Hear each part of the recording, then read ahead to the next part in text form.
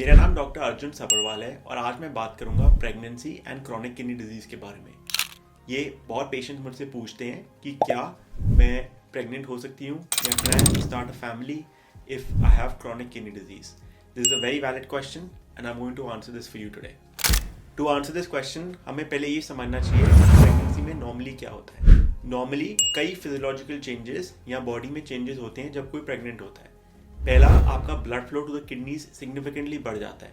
माना जाता है कि आपका EGFR 50% तक बढ़ सकता है जब आप प्रेग्नेंट हो एंड पीक आता है इसका सेकेंड ट्राइमेस्टर तक।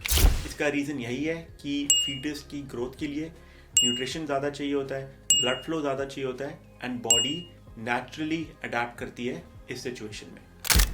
बट व्हाट इफ़ आपको क्रॉनिक किडनी डिजीज़ है? क्या आप प्रेग्नेंट हो सकते हैं? क्या रिस्क हो सकता है आपको एंड आगे जाके आपको कोई कॉम्प्लिकेशन हो सकती है? पहले हम बात करते हैं फर्टिलिटी की। Fertility is very important because that's the first barrier to get pregnant. In chronic kidney disease माना जाता है कि फर्टिलिटी कम हो जाती है और बहुत रिसर्च हुई है इस फील्ड में। इसका क्या रीज़न है? अगर हम नॉर्मली बात करें, एक फीमेल बॉडी में मल्टीपल हार्मोनल चेंजेस होते हैं थ्रू आउट द मंथ, जिसकी वजह से ओव्यूलेशन होती है एंड एग रिलीज होता है और इसी के through you can get pregnant. But in chronic kidney disease, the hormone imbalance is different. Naturally, आपकी बॉडी एक हार्मोन निकालती है known as prolactin, जो किडनी के थ्रू एक्सक्रीट होती है और ये बॉडी बैलेंस बना के रखती है। जब आपको क्रॉनिक किडनी डिजीज हो लेट स्टेजेस में तो प्रोलैक्टिन लेवल बढ़ जाते हैं क्योंकि किडनी एक्सक्रीट नहीं कर पाती। इस सिचुएशन में प्रोलैक्टिन आपके ब्रेन को बोलती है, आपके ब्रेन में दो स्पेसिफिक ऑर्गन्स हैं, उसको बोलती है कि बहुत प्रोलैक्टिन है बॉडी में, आपको और हार्मोन निकालने की ज़रूरत नहीं है। एंड इस रीज़न की वजह से आपका एस्ट्रोजन लेवल, प्रोजेस्टेरॉन लेवल बहुत कम होता है बॉडी में एंड ओव्यूलेशन नहीं हो पाती। So fertility is affected if you have chronic kidney disease, but इसका ये मतलब नहीं है कि you can not get pregnant. Pregnancy and chronic kidney disease require a team effort. आपका ऑब्स्टेट्रिक्स एंड गायनेकोलॉजी डॉक्टर और नेफ्रोलॉजिस्ट मिलके आपको काउंसिल कर सकते हैं और प्रेगनेंसी प्लान करने में हेल्प कर सकते हैं। जब क्रॉनिक किडनी डिजीज़ की बात आती है हम 5 स्टेजेस की बात करते हैं और मैंने इसके बारे में कई वीडियोस में पहले बात की है। बट जब pregnancy and chronic kidney disease की बात आती है हम इसको 2 स्टेजेस में डिवाइड करते हैं, अर्ली एंड लेट। अगर अर्ली की बात करें तो इसमें स्टेज 1, 2 एंड 3A आता है, मतलब कि आपका EGFR 45 से ऊपर, और एडवांस की बात करें तो स्टेज 3B, 4 एंड 5, जिसमें आपका EGFR 45 से कम होता है। किडनी डिजीज़ में प्रेगनेंसी के चांसेस ज़्यादा हैं, आपकी फर्टिलिटी पे इतना फ़र्क नहीं पड़ता, बट एडवांस में फर्टिलिटी पे ज़्यादा फ़र्क पड़ता है और प्रेगनेंसी के चांसेस थोड़े कम होते हैं। इसका ये मतलब नहीं है कि आप प्रेग्नेंट नहीं हो सकते।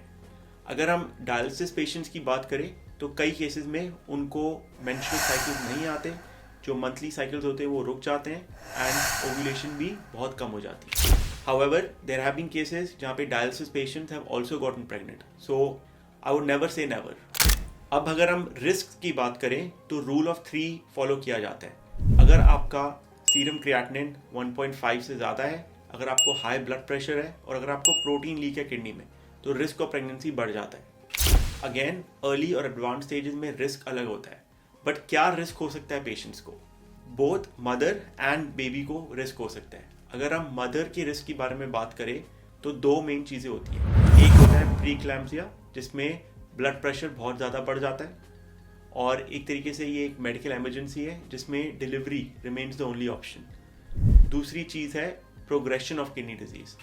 अगर आपको ऑलरेडी स्टेज 3 या 4 किडनी डिजीज़ है and you go and have a baby, the chances of you requiring dialysis or your kidney disease progressing do increase. Studies have suggested up to 30%, कुछ केसेस में ज़्यादा भी हो सकता है। What are the risks for the baby?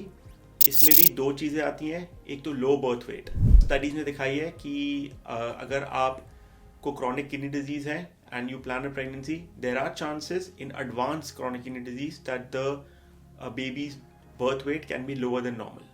And this does mean that the baby might require NICU या neonatal ICU for a longer time. तो क्या ट्रीटमेंट बेसिकली हम करना चाहते हैं when we want to do a high risk pregnancy? सबसे पहली चीज़ आती है आपका ब्लड प्रेशर। अगर आपका ब्लड प्रेशर 140/80 से ज़्यादा है तो हम दवाइयाँ शुरू करते हैं। कुछ दवाइयाँ जैसे ACE इनहिबिटर्स या एंजियोटेंसिन रिसेप्टर ब्लॉकर्स, जिसमें आपका रैमिप्रिल, एनालोप्रिल कैंडिसार्टन, लोसार्टन, ये दवाइयाँ प्रेगनेंसी में कॉन्ट्रा इंडिकेटेड है, मतलब कि आपको नहीं लेनी चाहिए, क्योंकि स्टडीज़ ने दिखाया है कि ये फीटस को या बेबी को हार्म कर सकती हैं। बट हमारे पास कई ऑल्टरनेटिव्स हैं और हम दूसरी दवाइयाँ यूज़ करते हैं, जैसे लबीटोलॉल, मिथाइल डोपा, एम्लोडोपिन। ये प्रेगनेंसी में सेफ़ हैं और आपका ब्लड प्रेशर भी कंट्रोल रखती हैं।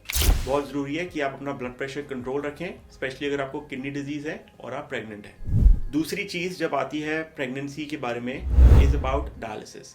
पेशेंट्स पूछते हैं जो डायलिसिस पे हैं, क्या हम प्रेग्नेंट हो सकते हैं? जैसे मैंने आपको पहले बोला, there have been cases and patients can get pregnant, but obviously they do require some more help from doctors and from themselves. But जब हम डायलिसिस की बात करें, प्रेगनेंसी में डायलिसिस ज़्यादा करनी होती है। नॉर्मली हम 12 घंटे डायलिसिस करते हैं, बट रिकमेंडेशन है कि प्रेगनेंसी में 20 से 30 घंटे हफ्ते में डायलिसिस हो। इसका रीज़न यही है कि स्टडीज़ ने दिखाया है कि प्रेगनेंसी में आपका यूरिया लेवल 45 से 50 से कम होना चाहिए। उसके लिए हमें ज़्यादा डायलिसिस करनी चाहिए और स्लो डायलिसिस करनी चाहिए, ताकि ब्लड प्रेशर पे और फीटस पे या बेबी पे ज़्यादा फर्क ना पड़े। इसलिए कई स्टडीज़ हो रही हैं जो रेकमेंड कर रही है कि home dialysis might be better in this cases, क्योंकि उसमें हम स्लो डायलिसिस कर सकते हैं और रोज कर सकते हैं rather then in centre dialysis. अगर हम ट्रांसप्लांट पेशेंट्स की बात करें तो transplant patients can also get pregnant, but recommendation है कि आप 1 साल वेट करें अपने ट्रांसप्लांट के बाद और उसके बाद प्रेगनेंसी प्लान करें। इसका रीज़न यही है, आप अपनी बॉडी को टाइम दें ट्रांसप्लांट से एडजस्ट होने के लिए, और जो दवाइयाँ होती हैं ट्रांसप्लांट की, वो स्टार्टिंग में थोड़ी हायर डोज पे दी जाती हैं और आगे जाके लो डोज पे होती हैं। सो उन रीजंस की वजह से आपको 1 साल तक वेट करना चाहिए। अगर हम दवाइयों के बारे में बात करें तो कई दवाइयाँ जो क्रॉनिक किडनी डिजीज़ को ठीक करने के लिए यूज़ होती हैं, जैसे माइकोफेनोलेट एक एग्जाम्पल हो गया, वो प्रेगनेंसी में नहीं देनी चाहिए। तो उस पॉइंट पे हमें ऑल्टरनेटिव सोचने चाहिए। कई और दवाइयाँ हैं जो हम दे सकते हैं, एंड अगर आप प्रेगनेंसी प्लान कर रहे हैं, आपको अपने डॉक्टर को बताना चाहिए कि this is what's happening in your life and these medication you are taking, please tell me कौन सी सेफ़ है और कौन सी नहीं सेफ़ है।